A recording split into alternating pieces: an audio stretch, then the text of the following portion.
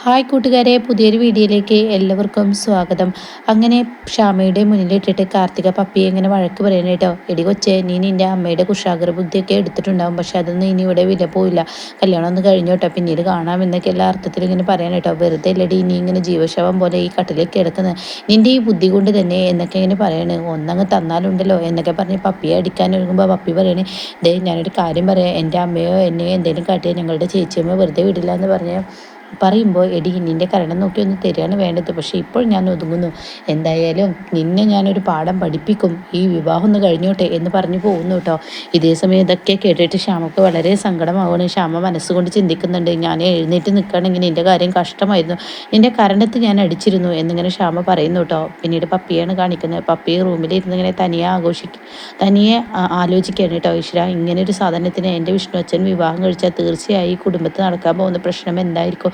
അത് ഉറപ്പാണ്, എന്നെയും എൻ്റെ അമ്മയെയും ഇവർ കൊല്ലാക്കൊല്ല ചെയ്യും. അതുകൊണ്ട് തന്നെ എന്തായാലും ഈ കല്യാണം എങ്ങനെയെങ്കിലും മുടക്കണം, അതിനുള്ള എന്താ വഴി എന്നൊക്കെ ഇങ്ങനെ ചിന്തിച്ച് നിൽക്കുകയാണ് കേട്ടോ പപ്പി. അപ്പോൾ ഈ സമയം പപ്പിയുടെ ഉള്ളിലൂടെ കടന്നു പോവാണ്, ഞാൻ ഈ വീട് വിട്ടിറങ്ങാം, അങ്ങനെ ആകുമ്പോൾ ഈ കല്യാണം മുടങ്ങി പോകുമല്ലോ എന്ന ആ ഒരു മനോഭാവം പപ്പിയുടെ ഉള്ളിൽ വരികയാണ് കേട്ടോ. അങ്ങനെ പപ്പി ഒന്നും നോക്കില്ല, തൻ്റെ ബാഗൊക്കെ എടുത്ത് കുറച്ച് പണവും എടുത്തിട്ട് അവിടെ നിന്ന് അങ്ങ് ഇറങ്ങുകയാണ് കേട്ടോ. എന്നാൽ ഈ സമയം പോകുന്നത് കാർത്തിക കാണുന്നുണ്ട്. മുകളിൽ നിന്ന് കാർത്തിക കണ്ടിട്ട് കാർത്തിക പറയണേ, ആ പിശാജ് പോയല്ലോ, ഇനി എന്തായാലും രക്ഷപ്പെട്ടു. അമ്മ പിശാജിനെയും അതിൻ്റെ അമ്മ പിശാജിനെയും അങ്ങ് ഒഴിവാക്കി കഴിഞ്ഞാൽ ഈ സാമ്രാജ്യം എനിക്കങ്ങ് വാഴാം എന്നൊക്കെ ഇങ്ങനെ കാർത്തിക പറയുന്നു കേട്ടോ. അങ്ങനെ കാർത്തിക അത് കണ്ടിട്ടും കണ്ടില്ലെന്ന് വെക്കണേ. എന്നാൽ ഇവിടെ കുഞ്ഞു പോയിരിക്കുന്നത് തൻ്റെ വിവാഹം മുടക്കാനാണെന്നുള്ള സത്യം മനസ്സിലാക്കുന്നില്ല കേട്ടോ. എന്തായാലും വല്ല പിച്ചക്കാരുടെ കൈകളിൽ കിട്ടിക്കഴിഞ്ഞ് ഏറെ നന്നായിരുന്നു എന്ന് കാർത്തിക പറയുന്നു കേട്ടോ. പിന്നീടാണെങ്കിലോ ഇങ്ങനെ കുഞ്ഞ് എത്തുന്നത് ശാരദാമ്മയുടെ വീട്ടിലാണ്. രക്ഷപ്പെട്ടു, ഇത് സത്യയുടെ വീടാണ്. എന്തായാലും ഞാൻ കറക്റ്റ് ഈ വീട്ടിലോട്ട് തന്നെ എത്തിയല്ലോ. സത്യ ഒരു പക്ഷേ പഠിക്കുകയായിരിക്കും, കാരണം അവളുടെ അമ്മ അവളെ പഠിപ്പിക്കാറില്ല എന്ന് പറയാറുണ്ട്. മെയിലും ഈ പറയുന്ന കലക്ടറുടെ ആ ഉദ്യോഗമായതുകൊണ്ട് അതിൻ്റേതായ ഉത്തരവാദിത്തങ്ങൾ അവളുടെ അമ്മക്കുണ്ട് എന്നൊക്കെ അവൾ പറഞ്ഞിട്ടുണ്ട്. അവൾ ഒരുപക്ഷെ റൂമിലുണ്ടാവും എന്നൊക്കെ കരുതിയിട്ട് ഇങ്ങനെ അകത്തോട്ട് കയറാൻ നോക്കുന്ന സമയത്താണ് കേട്ടോ ഷാലിനിയുടെ വണ്ടി വരുന്നത് കാണുന്നതിനോട് കൂടിയിട്ട് കുഞ്ഞ് അവിടെ ഒരു മറവിൽ നിൽക്കുകയാണ് കേട്ടോ. അപ്പോഴേക്കും രാമേട്ടൻ വന്ന് ഷാലിനിക്ക് ഡോർ തുറന്നു കൊടുക്കണം. അങ്ങനെ ഷാലിനി അതിൽ നിന്ന് ഇറങ്ങുകയാണ്. ഇതേ സമയം രാമേട്ടൻ ആ ബാഗൊക്കെ കൊടുന്നു കൊടുക്കുമ്പോൾ ഷാലിനി പറയണം, അത് നാളെ 8 മണിക്ക് എത്തണം, ഒരു സ്ഥലം വരെ പോകാനുണ്ടെന്ന് പറയണേ. ആയിക്കോട്ടെ മാം എന്നൊക്കെ പറഞ്ഞിട്ട് അവിടെ കുറുപ്പ് സാറ് പോകുന്നു ചെയ്യുന്നു കേട്ടോ. എന്നാൽ ഈ സമയം ഇപ്പുറത്താണെങ്കിലോ കുഞ്ഞവിടെ നിൽക്കുന്നുണ്ട്. അങ്ങനെ കുഞ്ഞിൻ്റെ കാല് തട്ടിയിട്ട് പെട്ടെന്ന് ഒരു പാത്രം വീഴുന്നുണ്ടിട്ട് അതോട് കൂടിയിട്ട് അവിടെ എന്താ ഒരു ശബ്ദം എന്തെങ്കിലും രാമേട്ടൻ പറയണേട്ടോ. അപ്പോൾ രാമേട്ടൻ ഇത് പറഞ്ഞു ഷാനിയും പറയുന്നുണ്ട്. പിന്നീട് അവർ തന്നെ പറയണം, അതൊരു വല്ല പൂച്ചയായിരിക്കും എന്ന് പറഞ്ഞ് അവർ തന്നെ തട്ടി മാറ്റുന്നു കേട്ടോ. അങ്ങനെ പൂച്ചയാണെന്ന് കരുതിയിട്ട് അവരങ്ങ് നോക്കാതെ പോവാണ്. എന്നാൽ ഈ സമയം പപ്പിയാണെങ്കിൽ ഈശ്വര രക്ഷപ്പെട്ടു, അത് പൂച്ചയായി കരുതിയത് കൊണ്ട് തന്നെ ഞാൻ രക്ഷപ്പെട്ടു, അല്ലായിരുന്നെങ്കിൽ ഞാൻ പിടിക്കപ്പെട്ടേനെ എന്ന പേടിയിൽ കുഞ്ഞിങ്ങനെ നിൽക്കുകയാണ് കേട്ടോ. ഈ സമയം ഇപ്പുറത്താണെങ്കിൽ സത്യയാണ് കാണിക്കുന്നത്. സത്യ കുഞ്ഞ് പറഞ്ഞതുപോലെ തന്നെ പഠിപ്പിലാണ്, നല്ല കാര്യമായി പഠിച്ചുകൊണ്ടിരിക്കുകയാണ്. അങ്ങനെ ഷാനിയാണെങ്കിലോ വീടിനുള്ളിലോട്ട് ഇങ്ങനെ കയറുമ്പോൾ ശാരദാമ്മ മോളെ എന്നാ ചായ എന്നൊക്കെ പറഞ്ഞിട്ട് ചായ കൊടുക്കണം. അപ്പോൾ അത് വാങ്ങി കുടിക്കുമ്പോൾ മോളെ എന്തായാലും നിനക്ക് കഴിക്കാൻ എന്തെങ്കിലും എടുത്തു വെക്കട്ടെ, അതിൻ്റെ ഒന്നും ആവശ്യമില്ല എന്നിങ്ങനെ പറയുന്നു കേട്ടോ. അങ്ങനെ പിന്നീട് ഇങ്ങനെ പപ്പിയാണെങ്കിൽ സത്യയെ തിരക്കി ഇങ്ങനെ പോവുകയാണ്. അങ്ങനെ സത്യയെ തിരക്കി കുറച്ചങ്ങ് പോകുമ്പോൾ ഒരു റൂമിൻ്റെ ജനലിങ്ങനെ തുറന്നിട്ട് കിടക്കുന്നത് കാണുക. അതിലൂടെ നോക്കുമ്പോൾ തൻ്റെ കൂട്ടുകാരി സത്യയെ കാണട്ടെ. സത്യയെ കണ്ട ഉടനെ സത്യ എന്ന് പറഞ്ഞ് വിളിക്കുമ്പോൾ സത്യ തിരിഞ്ഞ് നോക്കുമ്പോൾ പപ്പി വിൻഡോയിൻ്റെ ഉള്ളിലിട്ടാ.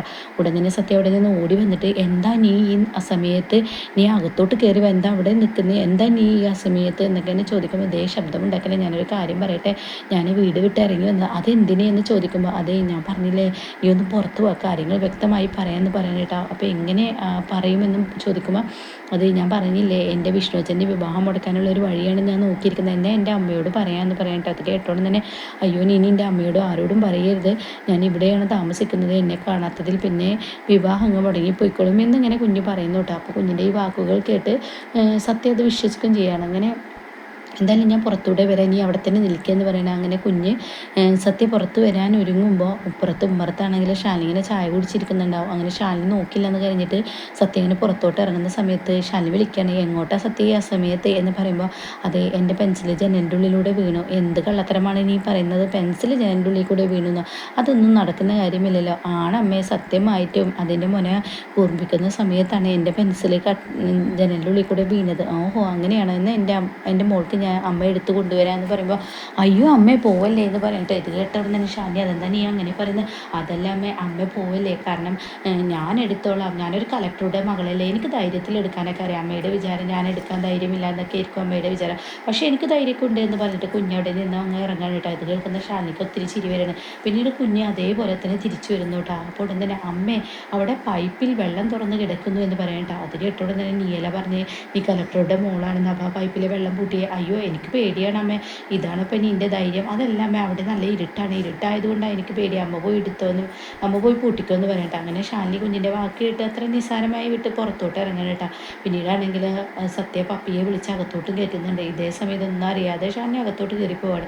അങ്ങനെ ഷാലിനി തൻ്റെ വർക്ക് ചെയ്യുമ്പോൾ കാണാൻ അനുപല്ലവിയുടെ ഫോൺ കോൾ വരുന്ന കേട്ടോ. അങ്ങനെ അനുപല്ലവിയുടെ ഫോൺ കോൾ ഷാലിനി എടുക്കണം. മാഡം പറഞ്ഞതുപോലെ ഞാനൊരു കാര്യം ഏറ്റിരിക്കുന്നു, ഈ പറയുന്ന ഹർഷനെ കണ്ടെത്തുക എന്നുള്ള ആ ഉത്തരവാദിത്തം നിറവേറ്റിയിരിക്കുന്നു.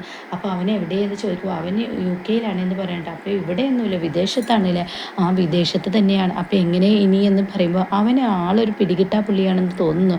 നിൽക്കുന്നിടത്ത് ആളെത്തുമ്പോഴത്തേനും അവൾ മുങ്ങിയിരിക്കുന്നു. അപ്പോൾ അത് ചുരുക്കം പറഞ്ഞാൽ ഒരു ഊര കൊടുക്കാണ്, എത്ര അഴിച്ചാലേ ഈ കുടുക്ക് മാറില്ലല്ലേ എന്നിങ്ങനെ ഷാലിനി പറയുമ്പോൾ മാഡം പേടിക്കണ്ട, നമ്മൾ പറഞ്ഞു വിട്ട ആൾ അത് അവനെ കണ്ടെത്തുമെന്ന് പറയട്ടെ. അപ്പോൾ തന്നെ ഉടൻ തന്നെ ഷാലി ചോദിക്കാതെ എങ്ങനെ നീ കണ്ടെത്തിയെന്ന് ചോദിക്കുമ്പോൾ അതേ ഒരു കളക്ടറുടെ ഒപ്പ് ചില്ലറ എന്നാ കരുതിയത്, കളക്ടറുടെ ഒപ്പുണ്ടെങ്കിൽ പിന്നെ ആരും എന്തും ചെയ്യില്ലേ എന്നൊക്കെയാണ് പറയാനേട്ടാ. അങ്ങനെ ഈ സമയം പിന്നീട് കാണിക്കുന്നത് ഇവരിത് കണ്ടെത്തുമെന്ന പ്രതീക്ഷയായല്ലോ. എന്നാൽ ഈ സമയം പൊന്നിയാണ് കുഞ്ഞുങ്ങളെയാണ് കാണിക്കുന്നത്.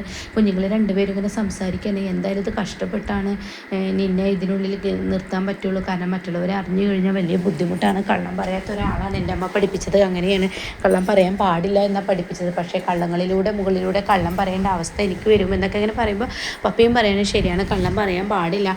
അപ്പോൾ ഉടൻ തന്നെ നീ ഒറ്റയ്ക്കായി ഈ റൂമിൽ കിടക്കില്ലേ എന്ന് പപ്പി ചോദിക്കുകയാണ് കേട്ടോ. എൻ്റെ വീടല്ലേ, എൻ്റെ വീട്ടിൽ ഞാൻ ഒറ്റയ്ക്ക് ഇടുന്ന എന്താ കുഴപ്പമെന്ന് ചോദിക്കുമ്പോൾ നിൻ്റെ വീട് തന്നെ, അതൊക്കെ സമ്മതിച്ചു, പക്ഷേ എന്നാലും ഞാൻ ചോദിക്കുകയാണ് നീ ഒറ്റക്കാണ് കിടക്കുക, അതൊന്നും കുഴപ്പമില്ല, എനിക്ക് ധൈര്യമാണ് എന്നൊക്കെ കുഞ്ഞ് പറയാൻ കേട്ടോ. എന്നാൽ നീ നാളെ മുതൽ ഈ റൂമിൽ നിന്ന് വെളിയിലോട്ട് പോയത്, സ്കൂൾ സമയത്തൊക്കെ നീ ഇവിടെ ഒറ്റയ്ക്ക് ഇരിക്കണം, അതൊക്കെ നിന്നെ കൊണ്ട് പറ്റില്ലേ. കള്ളം ചെയ്യാൻ ഒരുങ്ങിയിരിക്കില്ല, അതുകൊണ്ട് കള്ളം ചെയ്യുക തന്നെ.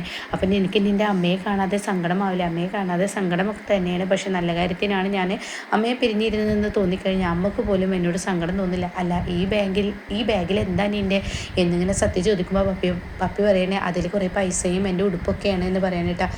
അങ്ങനെ പിന്നീട് കാണിക്കുന്നത് പൊന്നിയാണ്. പൊന്നി കുഞ്ഞിനെ കാണാനില്ല, അതുകൊണ്ട് തന്നെ മുറ്റത്തോട്ടൊക്കെ വന്നിരിക്കുകയാണ്. മോളെ പപ്പി മോളെ എന്ന് പറഞ്ഞ് അല്ലടും വിളിക്കാനായിട്ടാ. അങ്ങനെ ഇനി കുഞ്ഞ് അവിടെ നിന്ന് മാറുകയാണ്. അപ്പോൾ എന്തായാലും കാർത്തികയാണെങ്കിലോ ഇതിനെ വല്ല ആളുകളും വല്ല വിഷയക്കാരും പിടിച്ചു കൊണ്ടുപോയാൽ ഈ ശല്യം ഒഴിവായി കഴിഞ്ഞാൽ മഹാറാണിയെ അടിച്ചിറക്കാം, പിന്നീട് അതിൻ്റെ മുകളിലുള്ള മഹാറാണിയെ ഇറക്കാം, അങ്ങനെ പിന്നീട് എൻ്റെ സാമ്രാജ്യമാക്കിയിരിക്കാം എന്നൊക്കെ വിചാരിച്ചിരിക്കുമ്പോഴാണ് ഇനി കുഞ്ഞിനെ കാണാതാവുമ്പോൾ ആ വീട്ടിൽ മൊത്തത്തിലൊരു കൊല്ലലൊക്കെ നടക്കുന്നത് കേട്ടോ.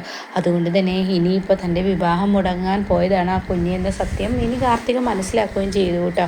അപ്പോൾ എന്തായാലും ഇനി കാർത്തികയുടെ കല്യാണത്തോടു കൂടി വിഷ്ണുവായി മാറാണ്. വിഷ്ണു അമ്മയുടെ വാലിൽ തൂങ്ങി നടക്കുന്ന ആ ഒരു സ്വഭാവം, തുമ്പി നടക്കുന്ന ആ സ്വഭാവം നിർത്തി വിഷ്ണു നല്ല ഒരു ചുണക്കെട്ടനുള്ള ഒരു നട്ടലുള്ള ഒരു ആൺകുട്ടിയായി മാറുന്ന ആ കിടുക്കൻ സീനാണ് കേട്ടോ ഇനി നമുക്ക് മുന്നിൽ കാണാൻ പോകുന്നത്. അപ്പോൾ